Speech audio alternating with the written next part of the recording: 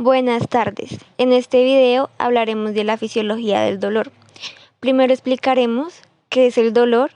El dolor es una experiencia sensorial y emocional desagradable que pueden experimentar todos aquellos seres vivos que disponen de un sistema nervioso central. Aunque desagradable puede ser un término muy subjetivo, ya que existen personas a las que sí les agrada el dolor, los masoquistas. Y también desagradable puede ser pisar vómito, encontrar una mosca en la comida, etc. La clave de la definición es que sea relacionado con un daño potencial o real de un tejido. Por lo tanto, hay que desprendernos de la idea de que el dolor es malo. El dolor es bueno porque es una alarma que nos indica que un tejido está en peligro y clínicamente debe ser tratada como un síntoma. Ahora, ¿cómo funciona fisiológicamente? Por el cuerpo tenemos distribuidos un montón de receptores del dolor, tanto en tejidos internos como en tejidos externos. Estos reciben el nombre de nociceptores porque detectan lo nocivo. Estos nociceptores reciben los estímulos de daño, puede ser real o potencial, ya sea que el tejido esté dañado o esté en amenaza de daño. Y esto es transportado por fibras nerviosas que alcanzan el sistema tálamo-cortical, en donde el dolor se hace consciente. Los nociceptores solo son activados cuando el estímulo supera un umbral, es decir, un nivel mínimo de estímulo para activar el receptor. Por ejemplo, un leve contacto. Si a usted le toca en el brazo, esto no le producirá dolor porque el estímulo es muy pequeño. Pero si a usted le golpean el brazo, esto sí le va a generar dolor porque el estímulo supera el umbral para activar el nociceptor. Este umbral puede disminuir y activarse con estímulos más pequeños. Este proceso se llama sensibilización. ¿Esto cómo funciona? Por ejemplo, si yo cargo unos libros ligeramente pesados, esto no va a generar un dolor. Pero en cambio, si yo tuviera una quemadura, fractura, algún proceso inflamatorio, sufriera de artritis en mis manos, esto provocaría una sensibilización del tejido y generaría un dolor muy agudo.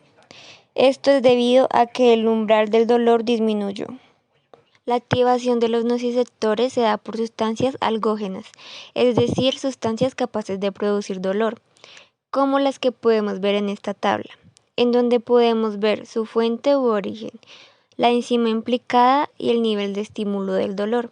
Por ejemplo, el potasio. El nociceptor se encuentra en el espacio extracelular con potasio, pero este está en estado de inactividad. Sin embargo, si se destruyeran un montón de células, se liberará todo este potasio, activará el nociceptor, superará el umbral y generará dolor. Igualmente, todos los mecanismos de inflamación, como las histaminas, las prostaglandinas, los leucotrienos, estos nos van a generar dolor a causa de esta lisis celular.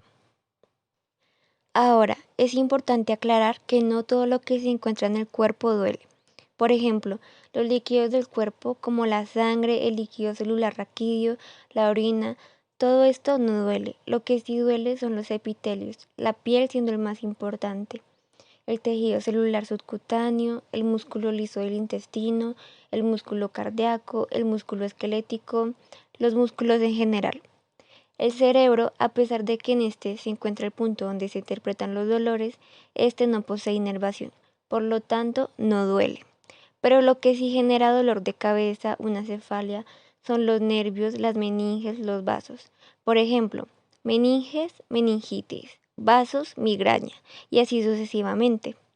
Los órganos parenquimatosos tampoco duelen, como el pulmón, hígado, hueso, riñón, no duelen.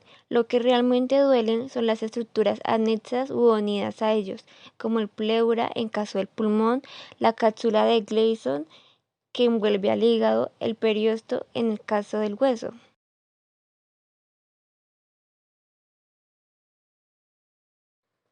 Es por eso que una persona alcohólica comienza a dañar su hígado y no le duele, porque el hígado comienza a deteriorarse, a fibrosarse, pero como este no está inervado, no generará ningún tipo de dolor.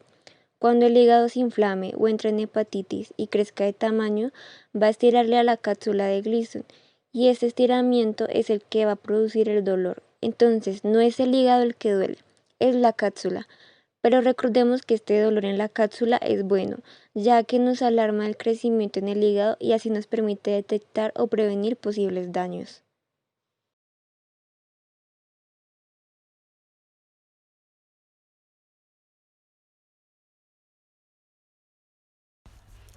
A continuación hablaremos sobre los mecanismos dolorosos tanto en la piel, músculo, vísceras y epitelio. En la piel son predominantes los de la lesión celular, como cortes, quemaduras y pinchazos. En el músculo es todo lo que genere isquemia. ¿Y qué es isquemia? Pues es una disminución de flujo sanguíneo en una parte del organismo, como hemorragias. En las vísceras van a ser insensibles a los mecanismos típicos de lesión celular. Un ejemplo de esto son los procesos inflamatorios internos, es decir, una persona se le va a tapar el intestino y este se va a llenar de gases y de heces. Y al estirarse, pues va a generar un dolor abdominal. Y por último tenemos el epitelio. Este va a tener dos mecanismos, distensión y lesión celular. Un ejemplo de este es la herida traumática. A una persona la apuñalan en las costillas, le va a doler tanto piel, músculo y la pleura. Ahora vamos a hablar sobre la clasificación del dolor. Se divide en tres: por tiempo, por localización, por etiología. Primero vamos a hablar por tiempo. Esta por tiempo se divide en tres dolores: dolor agudo, dolor crónico y dolor paroxístico. El dolor agudo es una enfermedad reciente y que tiene un tratamiento. Esto quiere decir que va a tener un dolor leve. El dolor crónico es típico de los pacientes con cáncer o con enfermedades neurológicas. Estos dolores son de larga duración y que van a generar depresión en el paciente y también van a cambiar el estilo de vida. Por eso es importante iniciar un tratamiento. Los dolores paroxísticos son dolores intercalados, es decir, tienen periodos de estar bien. Un ejemplo es la migraña. Te empieza un dolor fuerte en la cabeza por un tiempo corto, pero después ya pasa y estás bien. Por localización tenemos tres dolores también: dolor somático, dolor visceral y dolor psicógeno. En el dolor somático son dolores rápidos de localización muy precisa. Es decir, si a mí me aplican una inyección, yo reacciono de una, me duele y yo puedo localizar específicamente dónde fue el dolor. Tenemos el dolor visceral, que son dolores lentos y difusos, es decir, si se lastima una parte específica de mi intestino delgado, me va a doler todo el abdomen. Y por último tenemos el dolor psicógeno, que este no tiene ni origen somático ni visceral. Y por último que estos dolores son generados por la mente. Tenemos dos dolores: nociceptivo y neuropático. En el dolor nociceptivo es cuando hay daño de un tejido y esto activa el nociceptor. Y en el dolor neuropático, esta es una fibra que transmite el dolor hacia la médula y luego hacia el cerebro. Si se presenta algún daño de esta vía nerviosa, será un dolor neuropático o neurógeno.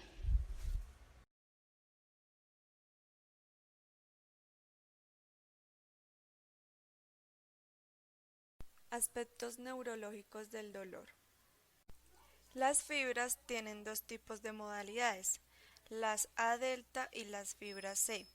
Las A delta son las fibras del dolor rápido, es decir, son fibras gruesas, son mielínicas, es decir, tiene recubrimiento de mielina, que como sabemos esta sustancia ayuda o facilita a la conducción, haciendo que sean fibras rápidas de 6 a 30 metros sobre segundos. Estas fibras son las típicas del dolor somático. En cambio, las fibras C son de dolor lento, las del dolor visceral, dolor crónico, que son fibras menos específicas, fibras del dolor difuso, que son amielínicas, entonces se dan más lentas, 0,5 a 2 metros sobre segundo, pero que en el dolor participan ambas, porque cuando te golpeas o ocurre algún estímulo, tienes un dolor inicial, un pequeño lapso de tiempo donde se instaura el segundo tipo de dolor, el dolor lento. Entonces, presentas la teoría de estos dos dolores. Ahora, ¿cuáles son los neurotransmisores de cada tipo de fibra? Son el glutamato para las A delta y la sustancia P para las fibras C. Como son fibras que van hasta la médula y desde la médula van al tálamo, se van a llamar espinotalámico. Si proviene de las fibras A delta, se llamará neoespinotalámico. Y si viene de las fibras C, se llamará paleoespinotalámico. Ahora entonces recordemos que llega el estímulo doloroso, se activa el receptor y estas fibras van a llegar anatómicamente por el nervio raquídeo. Este se va a dividir en una porción anterior motora y una posterior sensitiva. Hacen un relevo en el ganglio de la raíz posterior y llegan al asta posterior de la médula. De aquí van a partir las fibras. Entonces, si las fibras siguen para el mismo lado, es el espinotalámico anterior. En cambio, si cruzan al otro lado, que eso hace la mayoría de las fibras, se va a llamar el tracto espinotalámico lateral, que es el objetivo de llegar al tálamo. Ahora, el estímulo nociceptor, las fibras C, las fibras A delta, el ganglio, el asta posterior de la médula, las espinotalámico anterior, las fibras del espinotalámico lateral y en el tálamo van a llegar a dos núcleos.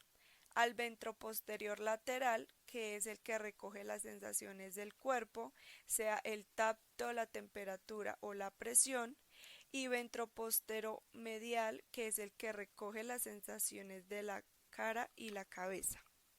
Finalmente, las fibras del dolor van a llegar al área sensitiva primaria, es decir, a la corteza postcentral, a las áreas 3, 1 y 2 de Brockman para identificar la intensidad y localización del dolor.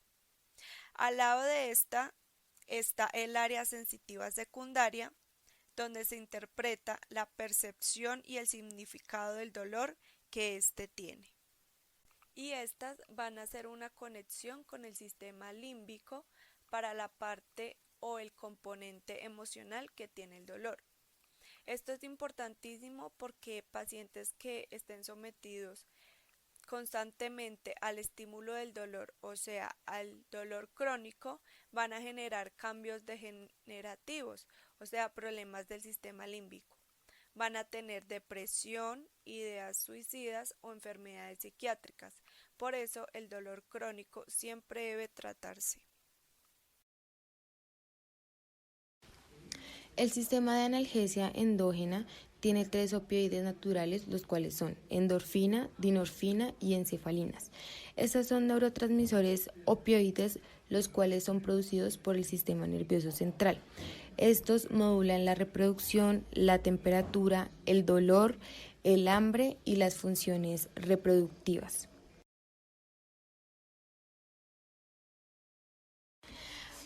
Algunos términos asociados con este sistema son el dolor localizado, el cual es el somático, el dolor difuso, el cual es visceral, el dolor referido, que se lo encontramos cuando duele en un sitio ajeno al problema. Por ejemplo, cuando el origen está en el corazón, no duele el corazón. Este dolor más que todo se refiere al hombro, al brazo o a la región precordial. También está el dolor irradiado, que ese es el que sigue el trayecto de un nervio. Por ejemplo, el herpes zóster, que es un dolor que coge toda la región de una costilla y es porque ataca el nervio intercostal.